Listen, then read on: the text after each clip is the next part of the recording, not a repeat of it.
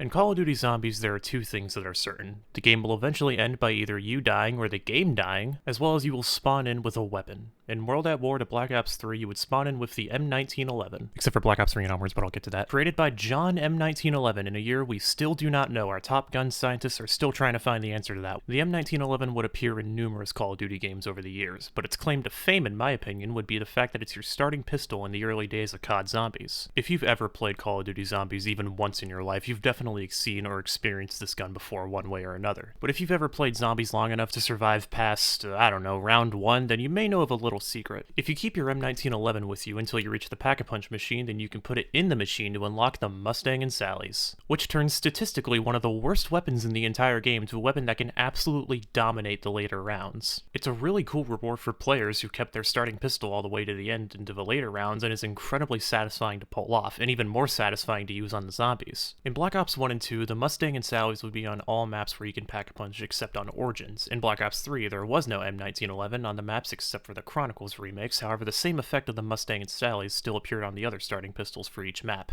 On Shadows of Evil, you had the Bloodhound, and when you Pack-a-Punched it, it would become the Meat Wagon, and on every other map, again except for the Chronicles ones, your starting pistol would be the MR6, and when Pack-a-Punched it would become the Death and Taxes. And in Black Ops 4 and onwards, you could choose your starting weapon, so I'm not going to talk about those games.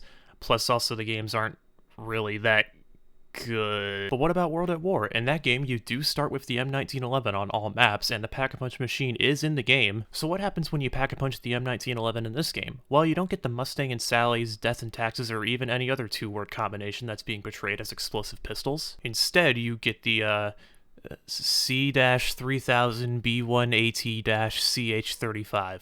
Rolls off the tongue, doesn't it? Now, this weapon upgrade is incredibly unique in Zombies. It's only ever appeared on one map in one game and has basically never been talked about on the internet. If you look up gameplay of this gun on YouTube, you'll be lucky to find a video that has over 1,000 views, and for the videos that do exist, most of them are from over a decade ago. Plus, most of the videos are just kids recording their TVs going, "Whoa guys, look, I found a freaking secret gun!" This weapon just isn't really talked about all that much, so why is that the case? Well, I think the main reason is just the fact of how little people actually Pack-a-Punch the 1911 on Reese. For starters, explosive weapons are an absolutely terrible choice for guns in World at War. Explosive damage in this game is incredibly inconsistent, and sometimes explosives will barely hurt you at all, or in the scenario that happens most of the time is you'll shoot an explosive thinking you have enough room to, and then end up dying in one shot. This rule also kind of exists in the later games in the series, but because of how glitchy World at War is, plus the fact that you have much safer weapons in the ray gun and flamethrower, most people don't want to risk going down on Reese even if they have a cool weapon in their hands. Plus, in the later zombie games, you had things like PhD and other ways to negate explosive damage, but in World at War that perk just doesn't even exist, so you're basically playing the explosive damage lottery roulette every time you shoot this damn thing. It also doesn't help with how hard World at War Zombies is and how the zombies will just kind of stick to you like Elmer's glue, so explosive weapons are a very bad choice when you're in trouble. But even after all the downsides, it's honestly still a very fun weapon to use. It has a much slower fire rate than the base M1911, but of course it makes up for that with its explosive damage. Its reload animation is also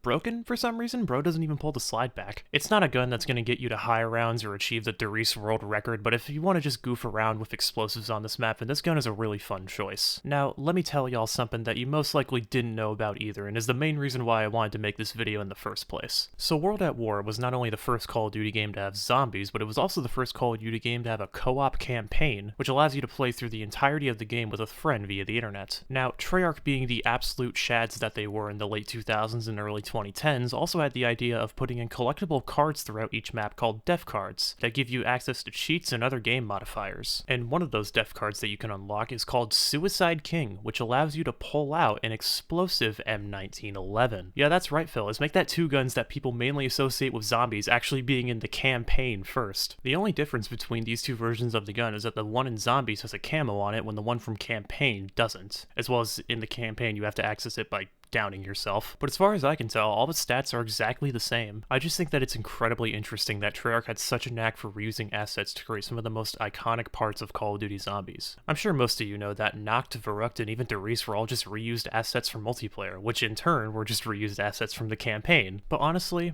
I'm a fan of this. It just goes to show that even if these developers were limited with their tools, they could still create such memorable experiences with them. And in turn, what was originally just a cheat code in the campaign that turned into a reused asset in Zombies can eventually spark an idea and evolve into one of the most iconic weapons in Zombies history. I hope you enjoyed this shorter video. I just want to take a break from the long form ones And with all that being said, my name is Burbus, and thank you for watching. I'm on the Reese. I'm on the Reese. Everybody look at me, cause I'm pissing on a zombie. I'm on the Reese.